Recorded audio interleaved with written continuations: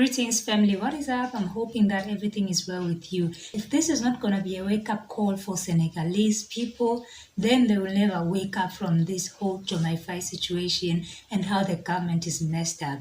The Senegalese economy is currently going down the drain. So, farmers in Senegal are unable to sell the produce of their harvest because the economy is bad right now.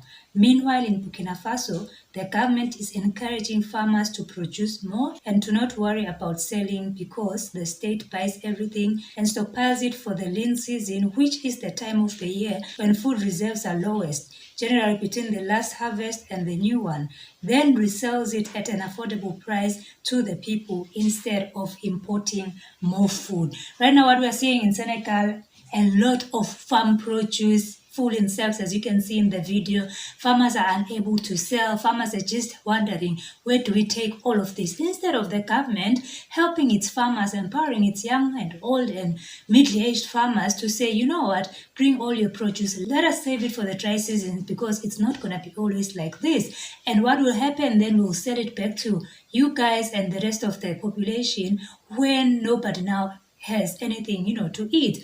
And in Burkina Faso, we saw Burkina Faso's president, Ibrahim Traore, doing the same for his farmers. He actually started empowering young people, giving them land, empowering them with irrigation systems, digging boreholes, just to make sure that everybody can produce food and not to worry about where to take their harvest, because he and his government buys and sells for the dry season when nobody now is able to grow and produce anything.